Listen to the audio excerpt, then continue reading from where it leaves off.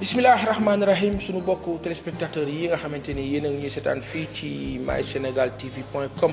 kontaan nañu jàkkaarloo ak yéen tey ci alxames ji ñu ngi leen di wax ne jërë ngeen jëf ci seetaan bi di leen nuyu di leen wax ne dañuy tàmbali suñu café presse am nañu gan bu mag boo xamante ni ci kanam daañu leen ko dégtal waaye laata loolu ñun sport la ñuy commencé xam nga gaañe bu ñuy tàmbali journaux yi léeg-léeg dañuy tàmbali ci politique ci économie société et cetera nous on commence par le sport pourquoi le sport parce que sport boo amul yaram bu feex bu dal doo mën a lire journal donc ñun noonu la ñu tàmbalee bu ñu xëyee di xëy di def sport baax na di étiré wu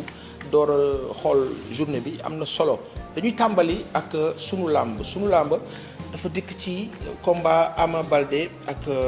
Tapha Tine wax ne combat bi daanaka mu ngi am blocage mu ngi taxaw gannaaw bu Ama Baldé waxee ne dafa am ay détails yu mu bëgg ñu leeral ko ci contrat bi ñu war cee revenir war ko xamal ñi nga xamante ni ñooy staffam pour mu gën a leer ci boppam donc Ama Baldé wax na ne ci fan yi di ñëw xëy na bu loolu leeree dana signé Pape Abdou Fall mi nga xamante ni moo tëgg combat moom nee na loolu amu ci benn jafe-jafe et que lépp dina tegu ci yoon dina rentrer dans l'ordre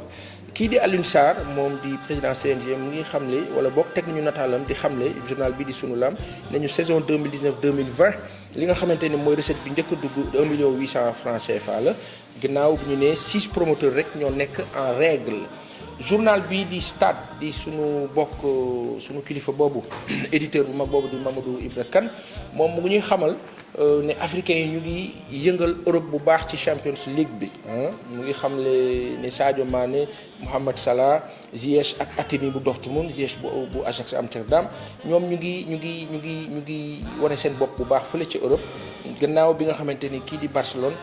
Messi ak Suarez sauvé nañ ko ci déconvenu bi mu naroon am donc Barça génn na ci wàllu basket kii di Ousmane Pouye Faye di ancien international moom mu ngi xamle ne ancien international ak directeur technique xamle ne président fédération sénégalaise bu basket dafa war a def li nga xamante ni moom lañ koy xaaree mooy indi ay rupture yuy permettre mbir mi gën a jëm ci kanam ñu dem ci record di journal boo nga xamante ni suñu xarit Hubert Mbeng moo ko jiite moom mu ngi xam ne Papis Demba Cissé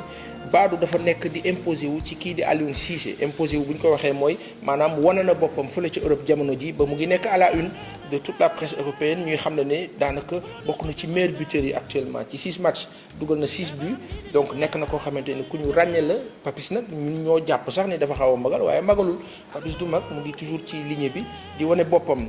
Mamadou Loum Ndiaye di milieu de terrain équipe nationale bu ñu woo war a jàkkaarloog Brésil moom tam mu ngi xam ne Sénégal am na possibilité wu gagné kii di Brésil ci match amical boobu Mamadou Niang ak Mendy ñoom Mbaye Niang plutôt ñoom ñu ngi war a jàkkaarloo ak Lazio de Rome tey ci alxamis ji ci wàllu Ligue Europa loolu mooy li gën a fës gannaaw Sénégal Bénin bi war a am ci alxamis ji tey ci 20h ñu dem ci li nga xamante ni mooy tournoi on va dire plutôt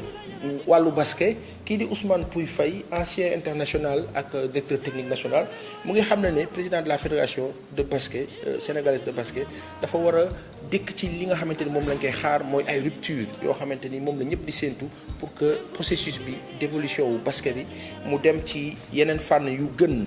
ñu dem ci bu ñu génnee ci sport bi nag dañuy dem ci yeneen édition yi nga xamante ni am na ci sport boobu sax daanaka am na ci benn boo xamante ni mooy nekk 4e rallonge parce que souvent dañu gis ne que journal bii di la tribune moom daf koy def maanaam la tribune dafa am une spéciale mais dafa am également une boo xamante ni mooy sa page d'air mooy sport Liverpool mu ngi jóge fu sore foo xamante ni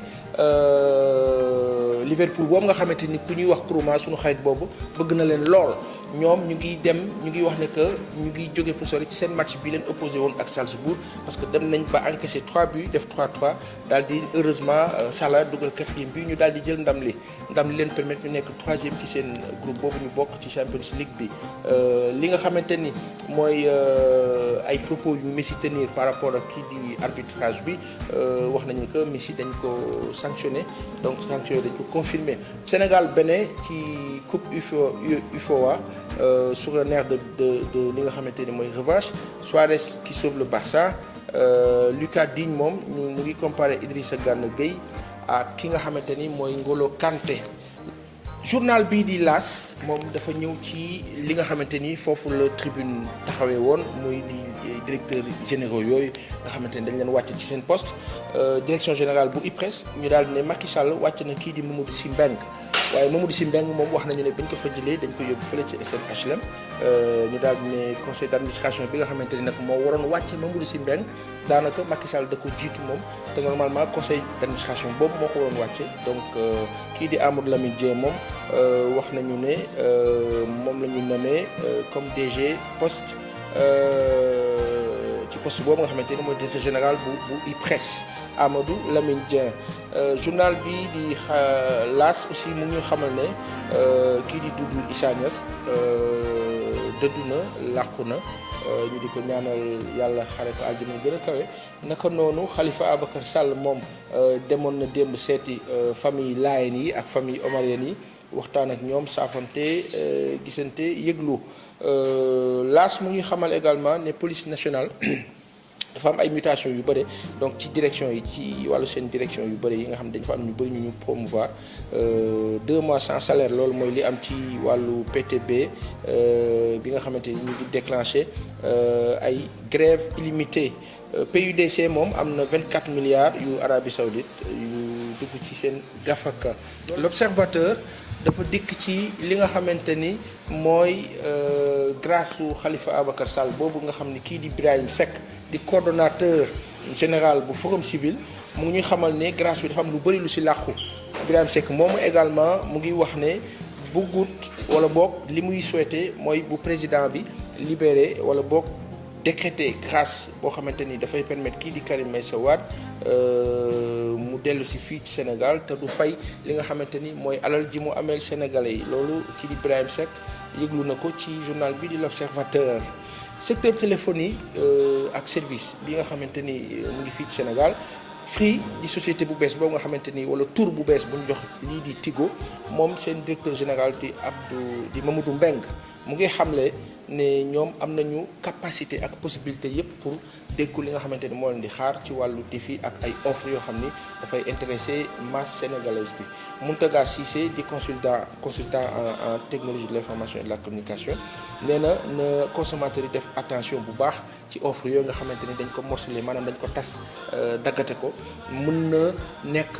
loo xamante ni daanaka couteau à double tranchant wala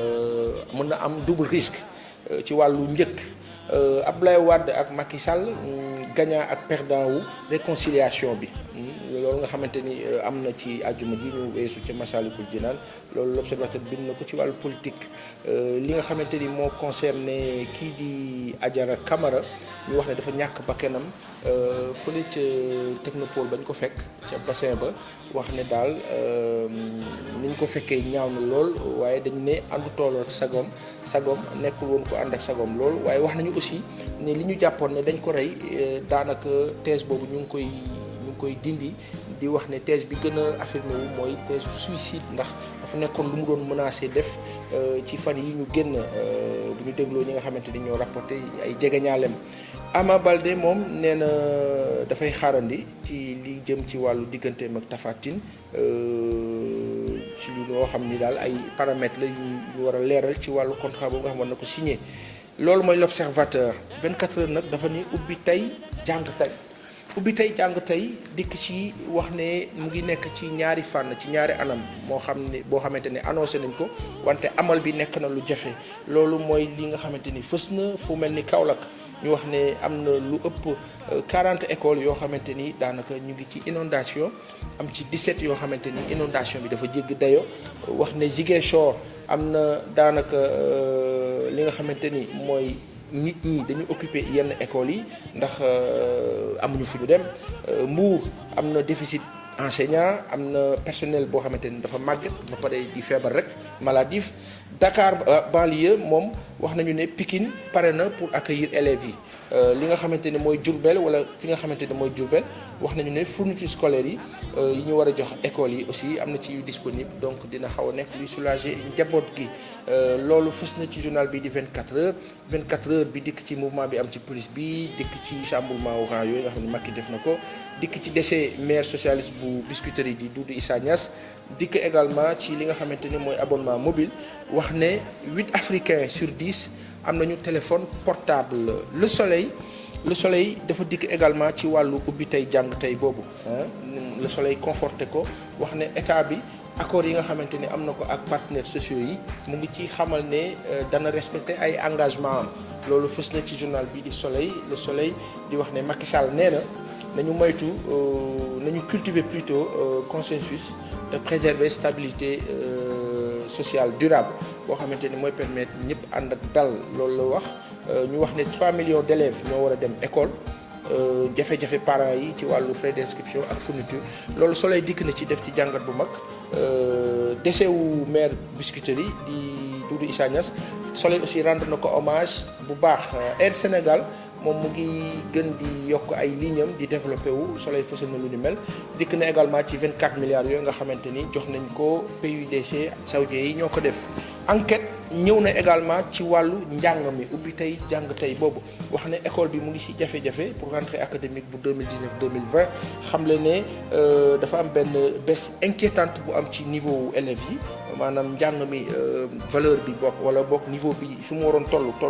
tollootu fa wax ne environnement scolaire bi mu ngi gën di yàqu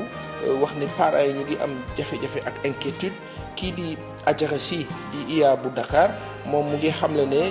système éducatif bu Sénégal dañ ko war a gën a évaluer pour xool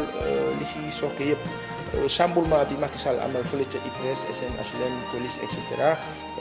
rapprochement Wade Macky ki nga xamante ni moo si gën a ñàkk enquête wax na ne kii di Omar Sarr moom mooy le grand perdant blanchiment d'argent ak financement terrorisme industrie minière di li nga xamante ni moom la trafiquants yi ci li ñu gën a jublu jamono ji décès wu Doudou Issa Niass à 85 ans loolu enquête dikk na si ñu dem ci source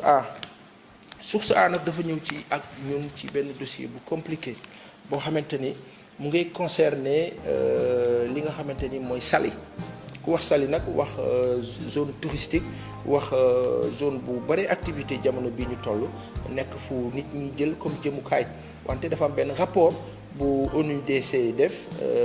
wax ci wàllu traite ñi nga xamante ni ñooy exploitation xale yi yu ndaw yu jigéen yi ak wàllu prostitution loolu Saly journal bi mu ngi ko tuddee la honte wax ne gàcca la boo xamante ni fii ci Sénégal ñuy dégg lu ni mel ay xale yu ndaw yoo xamante ni dañuy dem jaay seen bopp ñu leen di sàkku léeg-léeg sax dañuy doon ay mineur waaye dañuy bëgg ñu ne ay mag lañu ñu daal di def trafic ci wàllu seen âge ñi nga xamante ni ñu ngi dëkk ci village frontalier yi nekk ay xale yu jigéen aussi ñoom tam ñu ngi jógee surtout nag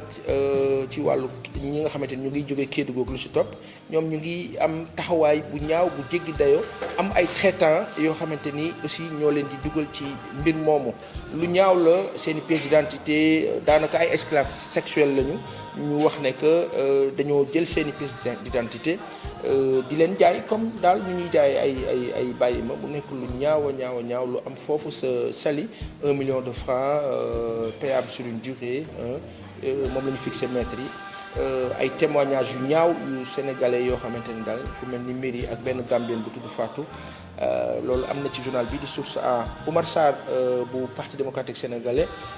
wax ne mënul reconnaître te du wuy ji commission boo xamante ni dafa illégal muy commission bu discipline bu parti démocratique sénégalais loolu mooy li gën a fës ci journal bi di Source A di ñu xamal ne ANPS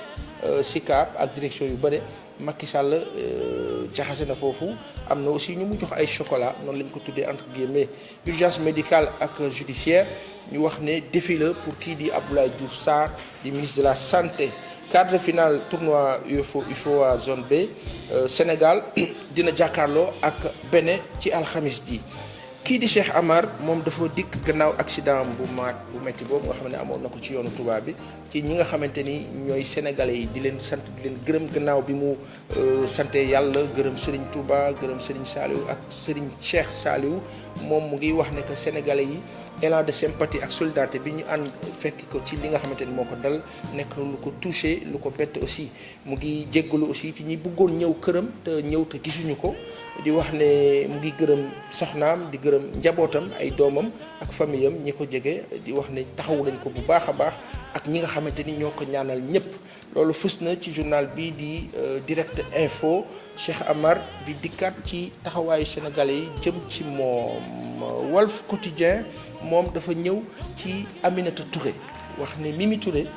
dafa nekk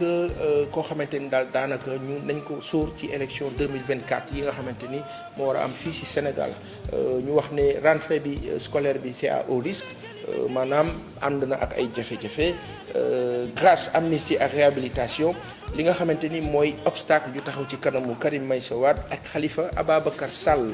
concours douane 17 militaires yi nga xamante ni dañ ne woon dañ leen radier ñoom daanaka ñu ngi bëgg a rebeller wu contre décision boobu changement à la tête de l'IPRES kii di Racine Sy den Walfadjri nee na moom jël na ndam ni ci kaw Mamadou Sy Mbengue les échos moom dafa ñëw xamal ñu li nga xamante ni moo concerné kii di Adjara daanaka soxna si sant Camara di Adjara Camara ñu wax ne dañ ko topp fekk ci benn bassin bët yi daanaka dafa dañ ko dindi wax ne amoon na ay blessures ci kanam bi